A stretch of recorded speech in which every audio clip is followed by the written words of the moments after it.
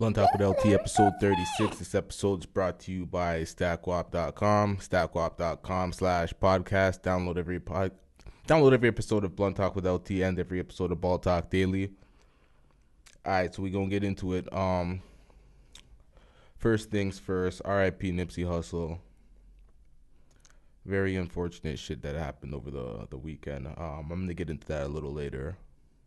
Some shit to delve into, but first thing we're gonna start on a lighter note right now, because you don't want to step into the depression that every podcast, every news media outlet is covering, and it's like you don't want to start off on this note. So let's delve into the lighter shit.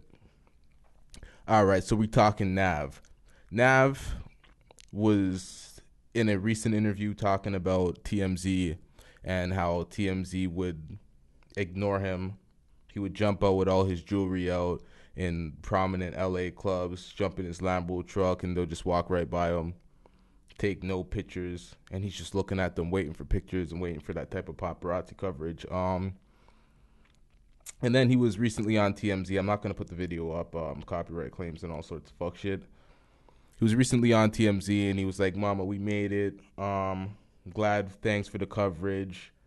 Just ecstatic to be on TMZ." And TMZ in the office, they're pretty much just laughing at him. They're like, "Oh, he's happy to be here. He's happy to get the coverage," when they know most celebrities are usually just trying to avoid it. And, you know, what the fuck is you talking about? Was that? I'm sorry. The internet dogged him. The internet dragged him. Twitter dragged him for... In Toronto and in Canada in general, we kind of just... Like, it was just so big. Like, these niggas is just like, "Yo, that's so big, bro. Like, what are you doing? You have your hits, you have your shit going, you got your music, you made it and shit. You're doing what you want to do for a living, and you're just begging for paparazzi coverage." Like, once you get that shit, you're going to realize that that's not what you want to have. You want to be able to live your life in peace. It's like, if you're that desperate for the fame, it's just not a good look. This is not a good week or a good past month for these niggas making Canadians look bad. First, Daniel Caesar with his stupid-ass comments, and now Nav. Niggas is just dragging him, saying he's a cornball. Who the fuck is this guy? This guy is corny, this, that, and that. It's not a good look for this nigga. Not a good look at all. I've listened to, I think, one Nav song. He's one for one with me. He has one song. He had that song with, Travis Scott. That's probably the only song I heard of Nav. That's a good song. I don't know him I don't know him as a person. I don't think I know people that know him. Possibly do, but I don't know. It's just not a good look. That shit's just corny. It's not a good look for the city. It's just so big. It's just, I don't know. It's a funny thing. You wanted that paparazzi coverage that bad. Like, there were stories of people calling the paparazzi. Even TMZ to this day says that there's celebrities that call the paparazzi. So it's not like it's just him alone looking for that coverage. There's celebrities that literally call people and say, "I'm going to be here, take all these pictures." And it's a lot of celebrities that do that shit. So it's not just him. He just was bold enough to make those statements like, "Oh, you guys don't cover me. You guys don't do this and that." I think if he went about himself of trying to be hidden, like if he stepped out of the club and he wasn't trying to be seen, and his security like huddled over him and he was trying to rush out and trying to be more low key, I think at that point the paparazzi would have been like, "Who the fuck's this? Let's see what's going on with this celebrity." Actually, I don't know how the fucking paparazzi moves. I think they know who's who and which name is what, and regardless of how you move, I think they're looking for certain figures and certain people to cover nonstop. Like, there's always certain people that is always on TMZ. It's the same people because they're looking for the same big celebrities to get those clicks. They don't want to they don't want to take pictures or waste their time interviewing someone that's going to get 0 clicks when they actually put it on their YouTube, and 0 interest when, the shit airs on TV. So it's all about the clicks. And if you don't generate the clicks, you could be somewhat famous, but if you don't have that interest, and it seems like he's one of those people that have some songs, has some success in the music industry, but doesn't have that core fan base, doesn't have that universal fame. If someone says Nav, people don't, it's not like he has a one word name. Like, it's not like It's not like a Bryson Tiller, a name that he has like to be a successful one-word name person, like a Drake or like a Godfrey or someone that you know just from one name. It's like you have to have your imprint big. Like you have to be somebody to have that one name and people just, oh, Nav, we know who that is, but doesn't have a big enough hit yet. Doesn't have enough presence in the media. Is not a big enough star. And the thing about celebrity and fame is like when you come out and you push yourself far enough where the masses kind of get an idea of who you are, that first impression is huge. And a lot of people that didn't know who Nav was, this is his first impression. I don't know how people are going to take it, but it's not a great look for a first impression. That's not my first impression of him. I listened to his music first. So I got to listen to his actual talent before I gave a shit about his comments on TMZ. And as far as talent goes, he doesn't seem like he's a bad artist. Like he seems like he's a pretty talented artist. I have heard one song, so to judge off of one song, it's not the best thing to do. But at the end of the day, hey, 1 for 1, nigga. 1 for 1. Just cut out the cornball shit. Stop being so beg. Keep your comments at a minimal. And I think you'll be okay. I think you just put up that music. You'll be alright. It seems like I'm just telling niggas to shut the fuck up every time I'm on my podcast. When I hear someone's comments I disapprove, I'm like, don't talk. Shut the fuck up. Fuck out of here. I need you to shut the hell up for the immediate future. Really, you know what I mean? It is what it is. All right, so we get into this. Should we get into Nipsey right now? Nah, first we're going to talk about The Breakfast Club. So The Breakfast Club, recently Andrew Schultz was on Joe Rogan, and he was speaking to Charlemagne about The Breakfast Club being the second biggest platform next to Joe Rogan's platform. He's saying Joe Rogan has the biggest platform. He does the most views, gets the most reach. Joe Rogan has an effect, blah, blah, blah. Charlemagne was a little in his feelings because he's like, what the fuck, man? I support you. You're on Brilliant Idiots, yada, yada, yada. Breakfast Club does this on these clips, and we're a syndicated radio station, and blah, blah, blah. Well, he took the next step further, and he realized that Joe Rogan... I just found this interesting. That's why I'm bringing this shit up. This isn't really news. This is just like some insider shit that not even insider shit, just shit that I pick up while I'm just noticing things on my regular day. He noticed that Joe Rogan always live streams his podcast episodes, and the live stream gets hundreds of thousands of viewers while it's live streaming, and then after, when it's streamed and it's out there, a bunch of other hundred thousands of people watch it, and the numbers are just ridiculous. So I think his idea was to live stream the interviews. So they live streamed HaHa Davis' interview and didn't do what they thought it would do. It did pretty much the same it would have done if they just dropped it, probably a little less than it would have done normally. But they're just trying new things. You see how content creators will see what other people are doing and try to emulate it themselves. And if it works for them, they continue, and if they don't, then they don't. It's not really stealing. I just found that interesting that they're trying to make another push because they know they're kind of second. Like the way I compare it, like I looked at the way they compare it, and they looked at views, and Schultz was breaking down the clips, because I never count my podcast views as my clips. I look at the entire episode, and then I look at the clips, and I'm like, oh, the clips are doing good, but I never count the clips in and factor it into the total episode views, which I should, because if you break your podcast into 4 or 5 clips, but the entirety of the clips encompass the episode, and they're doing numbers on their own, then it kind of like everyone still sees the episode, so you should kind of factor that in. So that's what they were kind of talking about for Joe Rogan's thing that also helped Andrew Schultz seem like he has more views, or feel like he has more views, and feel like it's a bigger platform. But it wasn't just that. It's because when you're listening to a interview on the radio, like The Breakfast Club has way more, like it reaches way more markets, and it's, you know, it's on the radio, and millions of people in different cities, right? So it's on the radio though. People aren't listening to the radio with like listeners' ears and intent, and they're listening carefully because they're just driving somewhere, or they're just doing something and it's on, and they're passively listening to it while doing a task, and sometimes they might just finish their drive and make it to where they're at, and then they shut off the car and they don't even listen to the full interview.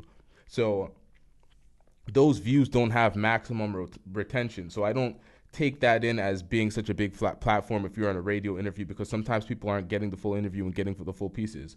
If you download, because Joe Rogan does tens of millions of downloads per episode. So beyond the YouTube, you add in those 10 million of downloads, and when people download a podcast, that is max retention. They're listening to the ads at the end, I'm at the start, at the end, the mid-roll. They're listening to the entirety of the podcast because they downloaded that. They'll be listening to that at the gym, either at work. They can pause it, and it's different when you listen to it that way and you consume it. And then, okay, so in that fact, I would give Joe Rogan the edge in total retention because I feel like they're listening to it more. And when it comes to YouTube views, Joe Rogan is beating The Breakfast Club generally per interview. But if you're a big celebrity and you go on The Breakfast Club, you'll do more than if you do on Joe Rogan, I think. Because like a Soulja Boy on The Breakfast Club will do more than Soulja Boy on Joe Rogan. But different markets, different audience. Regardless, I find like that's a good competition. For an independent person like Joe Rogan, although he's a huge celebrity and he's done all sorts of things in the past, he's still an independent person doing it out of his own place, his own home, his own residence. So if you're doing a podcast out of your own residence and it's able to keep up with a major radio station, like that is big for that's for me, I look at that as bigger for the content creator. Yeah, you want to be the big industry, Power 105 and kind of compete and be the best. But if an independent person devoid of any network backing and big industry and, thousands of employees type of shit, or hundreds of employees, or even tens of employees, it's just him and his mans. It's like, that is a great look for the independents. But the thing that I noticed the most is there's not many successful podcasters or famous podcasters that were famous strictly off of podcasting. It's always like, oh, they were famous for something else and then they have a podcast, so that's how they got their views. Or they're a comedian and they have their podcast and that's why their podcast is big. Naturally, you don't see regular folks or regular artists building and getting a podcast that's, a big podcast or a big platform just off the strength of just doing it themselves and just, not even being a celebrity. One of the biggest advice for having a successful podcast was, do you know how to be a successful podcaster? Be a celebrity. And that's what it is. If you're a celebrity, you'll get the attention, you'll get the retention, you'll get all that fuck shit. All right, so on to this, onto the dreadful news. We get into this like 13 minutes in and shit. Nipsey Hussle passed away, R.I.P. It's been a sad moment for many people. Everyone's timeline is devastated, including my own. It took me aback for a second. I was feeling a type of ways for a while. Then I watched the Game story, and the Game was devastated, driving and screaming this, riding this and that. And then I watched Daylight, and Daylight had interesting points on the whole conspiracy. I don't believe. I'm sorry to all the supporters and all the people that do believe. I do not believe it was a government conspiracy, and I do not believe it was because of the Dr.Sebi documentary, why he was killed. Daylight believes that because the guy that killed him was a snitch, and he was previously in cohorts with the government, so that kind of solidifies the theory of it was a government conspiracy. That's what he said. He went deep in with some elaborate explanation of why that was the case. I don't think it was that. I think people sometimes underestimate the propensity of an individual's idiot, like being an idiot. An individual being an idiot. They really, like, people have the capacity to be that stupid. I know people have capacity to be that stupid. I've seen that type of shit before. I've seen niggas get in their feelings, get kicked off a block, get called a snitch, get in their feelings, trying to be feeling insecure, so they come back with the strap. I've seen shit like that where niggas just get punked off and they walk back and they come back with the strap looking for mans, but mans are usually gone by that time. It's like, you see that type of shit happen. And you know what? Before I even go in more on what the hell happened, I'm just going to play the clip of Nipsey's mans talking and explaining the situation before I go in furthermore. Nipsey confronted somebody earlier and let them know. I mean, what you even coming around here for? Not in no disrespectful way, but the facts of the matter is, wow, you a snitch. You a snitch. What you doing around here, up here? So the guy leaves smoothly and come back. You know what I'm saying? For Nip, man, for that. And shoot other people in the process. But nobody gonna kill this man on no gang shit. This was a man getting confronted about his past, knowing that he was a snitch. Wow. And Nipsey still being the man that he is, let him move off with that. But, like, don't come around here, like, man, with that, you know what? And the nigga can handle that in his heart. Right. And he came back and touched this young brother, man. But that's what y'all find out in the end, because it ain't going to be hard to figure out, because the streets know this, like, where we at in the heart of where Nipsey from, you know what I'm saying? Man, that's just some dumbass shit. When you realize how much shit Nipsey was doing for the community, that community in specific, that whole strip mall, that was him owning, like, businesses and putting people on and putting people in position. Like, when you see a figure like that doing all that type, like, how the arrogance of that fucktard that thought he could just run up, and the way he did it too, and he made sure the man was dead and he kicked his body after he walked off. I'm not going to play any of the video because the video is just so disrespectful. I don't even like everyone sharing the video of his lifeless body and being pumped by the paramedics, and the video of him getting killed from the surveillance cameras. Like, I don't even want to see none of that shit. I just want to hear that, you know, the man gets what's coming to him. That's what I want to hear, because it's like, how stupid is that, man? Too much of this killing niggas type of shit, niggas killing niggas type shit. That shit needs to end. That shit is just ridiculous. This gang violence shit. Like, when you listen to Daylight, I bring up Daylight because if you haven't listened to Daylight, go check out Daylight's, like, interview on, who was he interviewing with? Fuck. He has his own live streams and his own shit. Like, Daylight was breaking down a lot of the gang shit and why it's stupid, and the hypocrisy of the streets and all of that shit. I don't want to break it down myself in the podcast right now because I don't want to cherry pick off of everything he says. I'd rather post what he said or have people go and reference it for themselves to find out everything. But he broke it down. It was really in depth. It was really just this whole street shit and this hood killings and all this shit. We're just killing each other while we're trying to build for each other. It's like, it's ridiculous. It's like he's building for somebody and putting people in position, and then they're killing, like, the person that's building the jobs and putting people in position. It's like, we can't keep doing this shit. This shit is ridiculous. It is ridiculous. You see, like, a lot of celebrities saying, oh, well, let me not focus on the negative. Let me focus on Nick Cannon. Nick Cannon, in the positive, he was saying, let's finish his job. Let's finish his fight. Let's finish his mission. Let's continue empowering black folks in these impoverished areas and keep continuing to, you know, forward the black-owned businesses and help that side of LA and quell the whole, like, fuck all the whole gang violence shit. They're still trying to keep the gun violence in the fucking streets clean. Still trying to clean up LA. We don't need any more gang wars over some bullshit. This wasn't a gang shooting.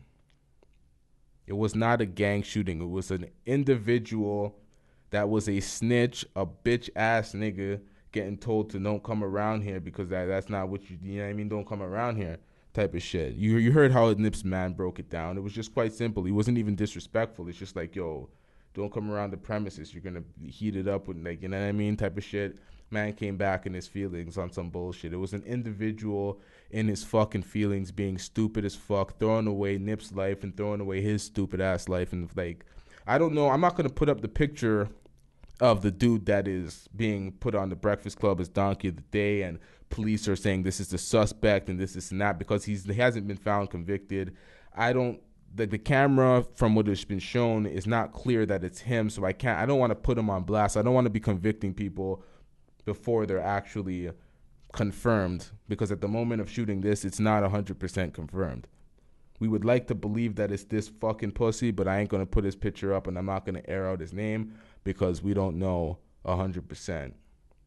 It's not out there in the media. The cops aren't reporting it, none of that shit. So you can't report on that type of shit right now. Although they are reporting on it, but it's not. If that's the suspect or the the criminal that is at large, and the suspect, the person of interest. There we go. If that is the person of interest, it doesn't mean that's the person that actually did it and is confirmed to do it. So at the moment, I'm trying to think of where the hell they got that person of interest. What if Nipsey's mans were kind of cooperating? Or what if someone in the area verified it because there was a woman in the car that jumped back in the car? But even so, I don't know. It's a tricky game when you convict somebody before they were actually, arrested and tried for their case. So I'm not gonna air the man's name out, but that shit is dumb as fuck. Okay, we also have Shadi, Treyway guy. If people don't know who Shadi is, he's the guy that people thought his name was Treyway. His name's Shadi. He was one of the leaders of Treyway and the whole guy with 6ix9ine or whatever the fuck I'm talking about right now. Let me do it. Hold on. All right, I was struggling. I needed that drink. Shadi, basically the guy that the leader of Treyway, the 6ix9ine's right-hand man. This nigga basically accepted a guilty plea of 15 years. That whole we don't bend, we don't break, we don't fold, we don't take deals is Treyway shit. That shit is out the window. Anybody that doesn't plead guilty in that case is now pretty much receiving life because of the amount of snitching that's been going on, which is absolutely disgusting. I'm not blaming Shadi for taking the 15 years. It's not his fault. I'm not, he didn't just he bended or broke, because it's you either face life or you take your 15 years. It didn't seem like Shadi snitched on anybody. It seemed like Shadi just held his charge like a man and ate it. But 6ix9ine will be out when everybody takes their guilty plea, according to DJ Academics. So when everybody actually pleads and they don't want it to go to trial, so once everybody pleads out their case, then 6ix9ine should be released and his shit should be over. Shadi called 6ix9ine a rat bastard. Well, let me pull it up. Ungrateful rat bastard. That's what he called him. But the situation was pretty much set up for 6ix9ine to be extorted from the beginning, because nobody took 6ix9ine serious. He wasn't no hood nigga that put in work in the past. He wasn't a guy like that. They were trying to extort him from the start. All those niggas around him for protection. Those niggas was just there to eat off of 6ix9ine's wave. 6ix9ine's a fool though. I think 6ix9ine was probably set up to be snitching from the time he got that sexual assault case. I think from then he was already communicating with the cops. When he got on the Breakfast Club and denounced the crew right before the raid happened and said he was scared of the feds and all this shit. Now I'm looking at that, I'm like, yo, maybe he knew this shit was coming the whole time, and they were telling him about shit, and he was telling them about everything, because there's so much snitching going on, and there's just so much new information of new telling and more suspects that were wired at the whole, this is just a disgusting RICO case. I feel like, yo, if you can't do the time, don't do the crime.